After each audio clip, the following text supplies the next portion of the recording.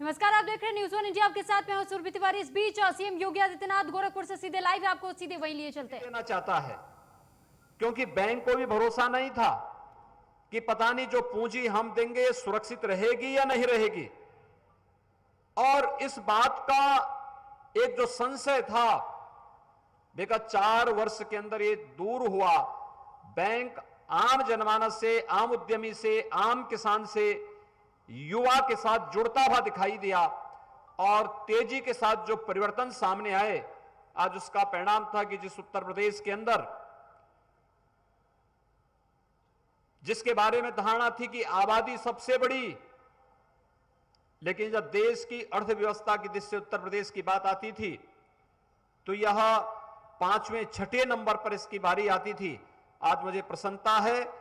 4 वर्षों के दौरान जो प्रयास प्रारंभ हुआ उसका परिणाम है कि आज उत्तर प्रदेश देश की दूसरी अर्थव्यवस्था के रूप में उभरा है और तेजी के साथ इस अर्थव्यवस्था की मजबूती ने प्रति व्यक्ति आय में भी बढ़ोतरी की है। जिस उत्तर प्रदेश में आज से 5 वर्ष पहले प्रति व्यक्ति आय मात्र 43,000 थी, आज उस उत्तर प्रदेश में प्रति व्यक्ति आय 95,000 तक पहुंची है। और मेरा अनुमान है कि यह स्थिति बनी रहे तो हम लोग इसको नेशनल एवरेज, राष्ट्रीय एवरेज के अनुरूप उसको हम लोग पहुंचाने में हमें सफलता प्राप्त होगी। लेकिन इसमें जो सबसे बड़ी भूमिका होगी वह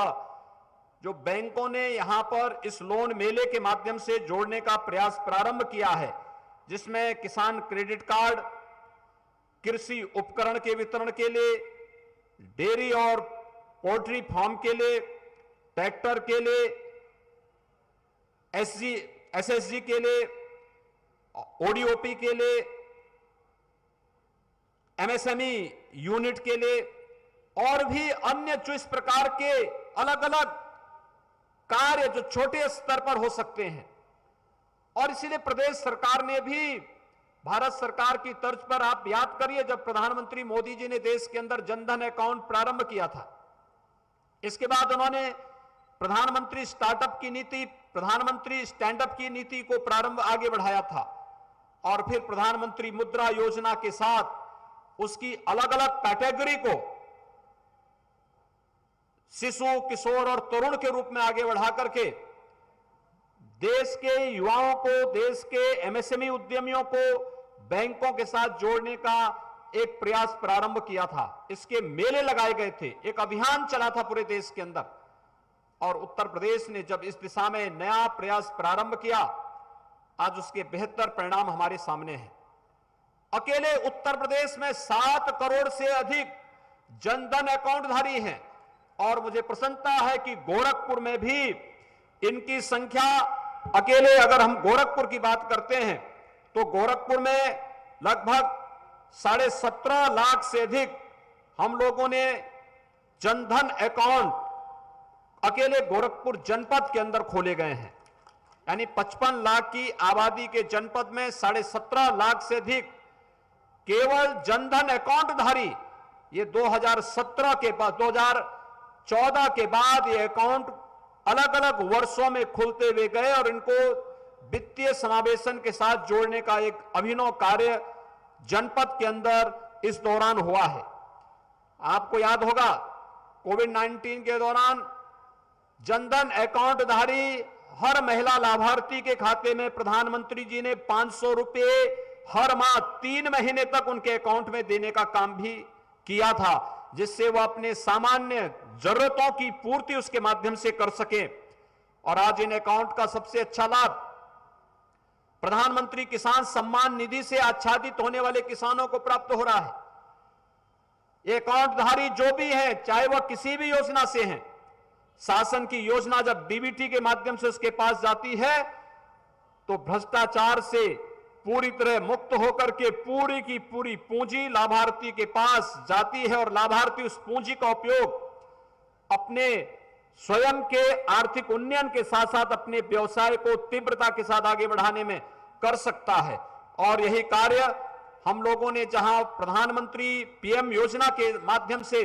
जनधन अकाउंट के माध्यम से प्रारंभ किया,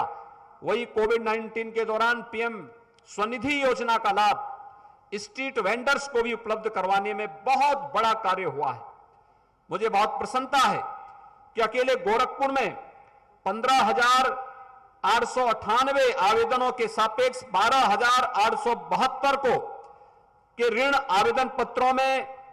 उन्हें स्वीकृति देकर के वहां पे ऋण वितरण की कार्रवाई हो रही है। और मैं चाहूंगा कि इन सभी पीएम स्ट्रीट वेंडर्स में स्वनिधि योजना के अंतर्गत इन सभी स्ट्रीट वेंडर्स को न केवल हम व्यवस्थित पुनर्वास की व्यवस्था करें, बल्कि इनको बैंकों के साथ जोड़ करके इन्हें बैंकों से ऋण उपलब्ध कराना, ट्रांजैक्शन जो भी हो वह डिजिटली हो सके, इसके लिए ट्रेनिंग की व्यवस्था करना, और वह पूंजी वह बराबर जैसे ही उनके पास पैसा आए प्रतिदिन उस पैसे को वह बैंकों के साथ डिजिटल पेमेंट के साथ जोड़ करके इस कार्यक्रम को आगे बढ़ा सकेंगे तो एक बहुत बड़ा कार्य, उसको अतिरिक्त लाभ इसके माध्यम से प्राप्त हो सकता है। इन योजनाओं का लाभ हमें देना चाहिए। मुझे प्रसन्नता है कि आज ओडीओपी से जुड़े हुए और किसान क्रेडिट कार्ड से जुड़े हुए भी तमाम लाभार्थी इस ऋण मेला में यहां पर उपस्थित हुए हैं। एमएसएमई की जान है एक जनपद एक उत्पाद की योजना। गोरखपुर में हमने टेराकोटा के लिए गोरखपुर का चयन किया है और मुझे प्रसन्नता है कि गोरखपुर का टेराकोटा इस बार जब हम लोगों ने दीपावली का आयोजन किया था तो गोरखपुर के टेराकोटा के इस क्षेत्र में कार्य करने वाले जो गांव हैं, जो उद्यमी हैं, जो हस्तशिल्पी हैं, इन्होंने इस क्षेत्र में काम करके अपनी कला के माध्यम से, अपने हस्तशिल्प के माध्यम से दीपावली के अवसर पर अच्छा मुनाफा भी कमाने का कार्य किया था। और ऐसे ही हर जनपद के लिए हम लोगों ने इस राशि का बेहतर उपयोग किया था। आज यहां पर मुझे प्रसन्नता है कि आजमगढ़, बलिया, बस्ती, देवरिया, अयोध्या, गोरखपुर, संत कबीर नगर, महाराजगंज, मऊ, सिद्धार्थनगर और कुशीनगर से 5,895 लाभार्थी आज इस बृहद ऋण मेला के माध्यम से यहां पर उपस्थित होकर के लगभग 325 करोड़ रुपए के ऋण को प्राप्त करके केंद्र और प्रदेश सरकार के वित्तीय समावेशन के इस अभियान के साथ जुड़ रहे हैं। और मैं आज के इस अवसर पर आप सबको इस बात के लिए आश्वस्त करता हूं कि राज्य सरकार की प्राथमिकता, आज मैं जब किसी युवा से मिलता हूं तो अधिकतर युवा इस बात को कहते हैं कि हम अपना स्टार्टअप स्थापित करना चाहते हैं। कोविड-19 के दौरान मैंने इस बात को महसूस किया कि जो लोग यहां पर प्रवासी कामगार बनकर के आए थे, जिनकी एक पीढ़ी, दो पीढ़ी पहले उत्तर प्रदेश जिन्होंने छोड़ दिया था, वे लोग जब उस क्षेत्र में उनके सामने जीवन का संकट खड़ा हुआ तो वापस उन्होंने अपने गांव के लिए, अपने घर के लिए जब प्रस्थान किया तो प्रदेश के अंदर उन्हें रोजगार के साथ जोड़ने में हमारे परंपरागत उद्यम ने और प्रदेश के अंदर स्थापित जो एमएसएमई क्लस्टर हैं, इन्होंने उन्हें रोजगार उपलब्ध कराने में एक बड़ी निर्णायक भूमिका का निर्वहन किया। और मैं आज जब यहां पर उत्तर प्रदेश अध्यक्ष बड़ौदा यूपी बैंक के अध्यक्ष भी हैं, प्रदेश के हमारे बैंकों के नोडल अधिकारी के रूप में बैंक ऑफ बड़ौदा के महाप्रबंधक भी हैं और प्रदेश के हमारे डीआईएफ श्री शिव सिंह यादव जी भी हैं, मैं इन सबसे ये कहना चाहूंगा कि लोन देने के साथ साथ इनकी निश्चित ट्रेनिंग का कार्यक्रम, जिस कार्य के लिए उन्हें लोन उपलब्ध कराया जा रहा है उस फील्ड में उनके अपने अनुभव होंगे, व्यवहारिक ज्ञान भी होगा, उन्हें सैद्धांतिक ज्ञान से भी अवगत कराना पड़ेगा और साथ साथ मार्केट के साथ जोड़ करके अगर हम उन्हें एक व्यवस्थित ट्रेनिंग के कार्यक्रम के साथ जोड़ेंगे तो छोटी पूंजी कभी डूबती नहीं है। यह पूंजी उस व्यक्ति के न केवल आर्थिक उन्नयन और स्वावलंबन का आधार बनती है बल्कि अर्थव्यवस्था को एक नई ऊंचाइयां प्रदान करने में भी इसकी बड़ी भूमिका होती है। उत्तर प्रदेश ने विगत 4 वर्ष के दौरान अगर उत्तर प्रदेश एक्सपोर्ट के एक हब के रूप में तेजी के साथ आगे बढ़ा है तो इसके पीछे प्रदेश के परंपरागत उद्यम का एक बड़ा रोल इसके पीछे है। और खासतौर पर हमारी जो एक जनपद एक उत्पाद की अभिनव योजना है, जो आज देश की एक लोकप्रिय योजना बन चुकी है, उस योजना को, जिसके बारे में आदरणीय प्रधानमंत्री जी ने वोकल फॉर लोकल की बात कही है, यही आत्मनिर्भर भारत की आधारशिला है। और आत्मनिर्भर भारत की आधारशिला में उत्तर प्रदेश की एक बड़ी भूमिका होने वाली है, क्योंकि हमारे यहां अच्छी उर्वरा भूमि है। किसान क्रेडिट कार्ड के साथ हर एक किसान को जोड़ना, इसके माध्यम से किसान को आसानी से लोन उपलब्ध करवाने में सहायता देना, पीएम किसान योजना ने इसमें किसानों के लिए बहुत अच्छे कार्य किए हैं और उन्हें आत्मनिर्भरता की ओर अग्रसर करने में योगदान तो दिया ही है। लेकिन मैं यहां पे देख रहा हूं ट्रैक्टर है, जेसीबी है, कंबाइन मशीन है, ये सभी किसानों को उपलब्ध कराने का कार्य किया जा रहा है। खेती के समय वह ट्रैक्टर का उपयोग खेती में करेंगे, शेष समय में उसका उपयोग तमाम अन्य कारोबार में भी कर सकते हैं। और यह अभिनव योजना किसानों के लिए, उद्यमियों के लिए,